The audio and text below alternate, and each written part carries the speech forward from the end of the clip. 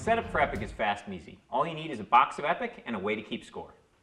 Open the box, take out the token cards and set them off to one side where both players can reach them. Then take the 120 game cards and shuffle them up. Deal 30 cards to each player. That becomes their deck for the game. Take your deck, draw a 5-card starting hand, and you are ready to go. Randomly determine who goes first. Starting with that player, each player may try and improve their hand with a mulligan. To mulligan, put any number of cards from your hand on the bottom of your deck, then draw that many replacement cards. For each card you mulliganed, you lose 1 health. After both players have had a chance to mulligan, the first player starts his turn, but because he is going first, he doesn't get to draw a card at the beginning of this turn. For your first few games, until you have a feel for what makes a good opening hand in Epic, you can just skip the mulligans and go straight to the first player's turn. Each player begins with a score of 30 health. In most games, you'll win by dealing damage to your opponent and reducing their health to 0. You also win if you would draw a card, but you have no cards left in your deck. Each turn, both players get a gold. Extremely powerful cards cost a gold to play. Others are free. Each turn, you can play 1 card that costs a gold and as many free cards as you like. Unlike in other card games, in Epic, when you play a card, it just happens. No one can respond or otherwise interfere. Events are one of the 2 card types in Epic. You may play events on your turn or at certain times on your opponent's turn. Events are powerful one-time effects that can do almost anything. You'll use events to draw cards, deal damage, or even lay waste to entire armies. When you play an event, do what it says on the card and then put it into your discard pile.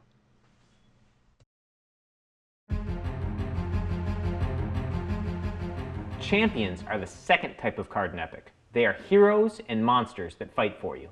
You may only play champions on your turn. When you play a champion, simply place it face up in front of you. You use champions to attack your opponent, block their attacks, and sometimes to use special powers and abilities that are described in their text box. The number inside the crossed sword is the champion's offense. This is how much damage it deals in battle. The number inside the shield is the champion's defense. If a champion takes damage greater than or equal to their defense in a single turn, it is broken and put into the discard pile. At the beginning of your turn, both you and your opponent get a gold. Gold can't be saved up from turn to turn, so you'll never have more than 1. Next, you draw a card, and then prepare your champions by taking any that are sideways or upside down and turning them right side up. After that, you are in the main part of your turn where you can attack your opponent, use your champion's powers, and play cards. You can do each of these things as many times as you like, in any order you want. Your opponent doesn't get to do anything during this main part of your turn unless you attack them or try to end your turn. You can attack your opponent as many times as you like during your turn. To attack, choose 1 or more of your right side up champions and expend them by turning them sideways and let your opponent know those champions are attacking them. A champion that you just got this turn is busy deploying and can't attack. So you can only attack with champions that you had in play on the table at the start of your turn. After you've chosen which of your champions are attacking, you and then your opponent take turns making as many plays as you like. A play could be playing an event card, a champion with ambush, or a power from one of your champions already in play. You keep going back and forth until both you and your opponent consecutively pass. Then your opponent may choose 1 or more of their prepared champions to block with. This could even be a champion with ambush that they just played. They indicate the block by flipping the champion upside down, turning it 180 degrees. The defenders deploying champions are also allowed to block. Note that if you are attacking with multiple champions at once, if any attacking champion is blocked, the entire attacking group is blocked. For this reason, you'll usually want to attack with your champions 1 at a time. After your opponent has declared their blocks, or decided not to block, just like before, starting with you, go back and forth making as many plays as you like until both of you consecutively pass. Next, champions deal damage equal to their swords. If the attack was not blocked, the attacking champions deal damage to the defending player, lowering that player's health. If the attack was blocked, the attacking champions assign their damage to the blocking champions, and at the same time, the blocking champions assign their damage to the attacking champions. Put any champions broken in battle into the discard pile, and deal with any effects on cards that happened at the end of the battle. Then go back to the main part of your turn. You can attack again if you want. When champions deal damage in battle, the player who controls the champion decides exactly how their damage is broken up. For example, if I attacked you with a wolf token and you blocked with a zombie token and 2 human tokens, your guys would deal 4 damage to my wolf, killing it. I could have my wolf do 2 damage to your zombie, breaking it. Or 2 damage to one of your humans, breaking him. Or 1 damage to each of your humans, breaking both of them. Or even 1 damage to your zombie, and 1 damage to one of your humans, breaking just 1 human. When you are done with your turn, let your opponent know you'd like to end your turn. They can either pass, in which case your turn ends, or they can make as many plays as they like. A play could be playing an event card, a champion with ambush, or a power from one of their champions already in play. If they make any plays, you're pushed back to the main part of your turn, and you can continue doing stuff until you're ready to end your turn again. If they didn't make any plays, your turn is ending. At this point, no one may make any more plays. If a card says, at the end of turn, do something, do those things now. Then, the player whose turn it is discards down to 7 cards, and all damage is removed from champions in play. Champions heal completely between turns. Now, the next player's turn begins.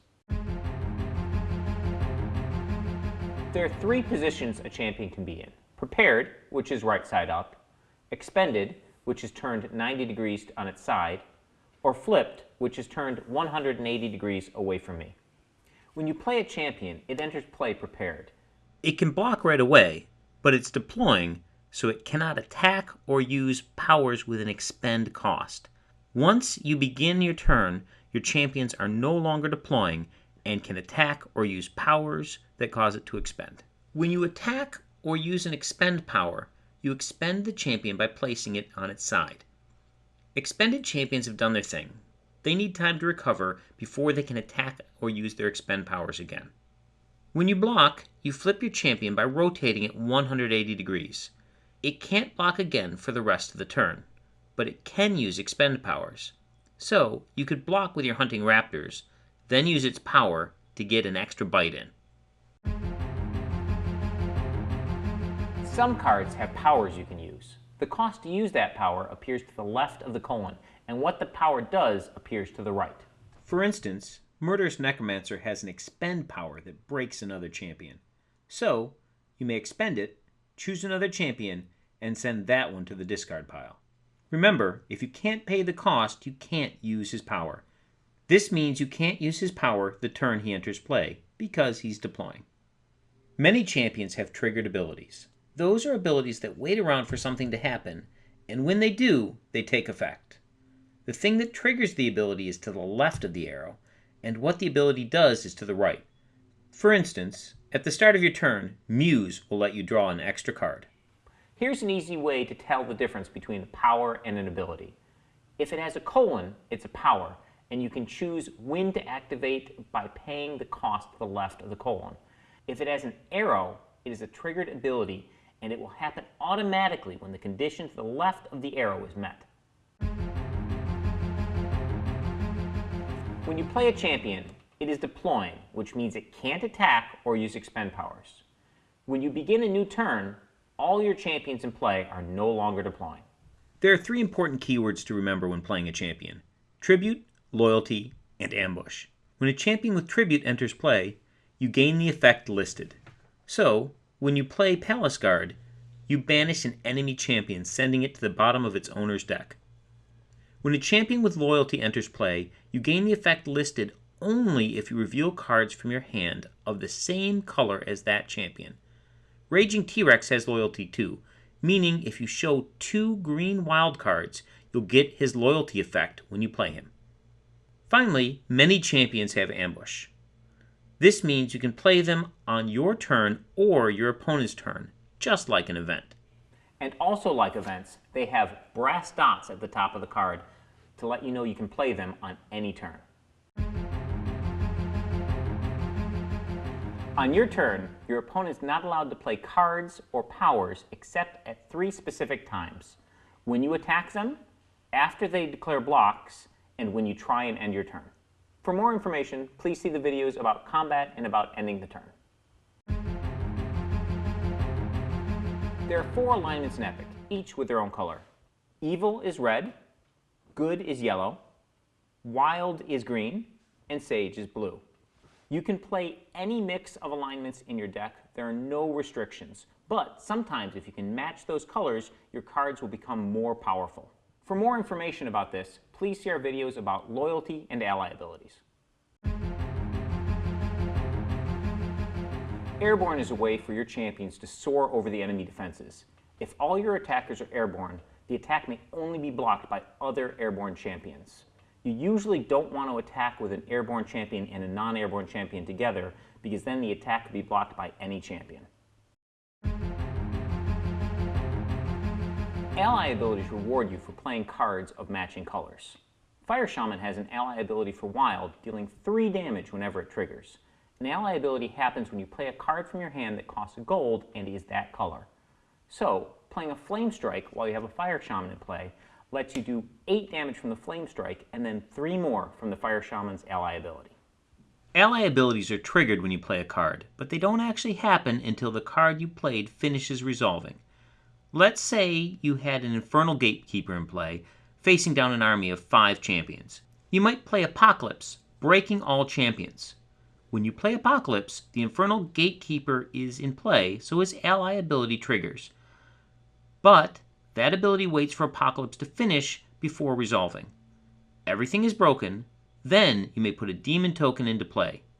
Little tricks like this can make all the difference in a close battle. You may play a champion with Ambush anytime you're allowed to play an event, even during your opponent's turn. You'll often want to play them when your opponent attacks you before you block. So you can play that champion with Ambush and then block the incoming champion. When a card is banished, it's put on the bottom of its owner's deck. If a player has multiple cards banished at the same time, say from a Divine Judgment, that player would shuffle them first and then put them on the bottom of their deck.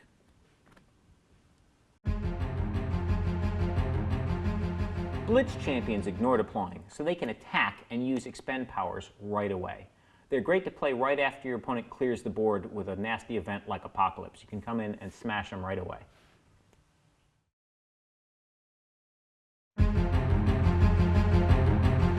There are 2 important rules to remember about Breakthrough.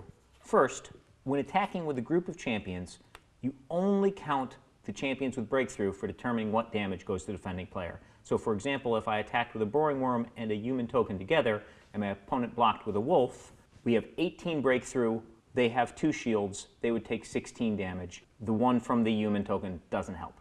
Second, just like damage from champions won't help, damage from events doesn't help either. So for example, if I attack with a Burrowing Worm and my opponent blocks with a demon token, if I fireball the demon, it takes the 3 damage, but it still has a shield value of 4, so 18 minus 4, my opponent would take 14 damage. However, if the event can completely break the champion, for example, my opponent blocked with a wolf, I fireball the wolf is broken, goes back to the token pile. Now, since my opponent has no blockers left, 18 minus their 0 means my opponent takes the full 18 damage. Recall is a powerful ability that allows you to use the same card again and again. A recalled card returns from your discard pile to your hand. Let's look at 2 examples, Lightning Storm and Cave Troll. Lightning Storm lets you spend a gold to return it to your hand. Cave Troll uses an ally ability to be recalled. Notice that both of them are in shaded backgrounds. That is your cue to notice the text works even while it is in the discard pile. So how do you deal with your opponent's powerful recall cards? By banishing them.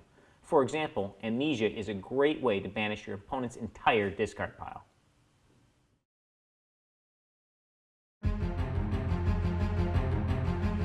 Recycling is a great way to turn your trash into treasure and keep your cards flowing.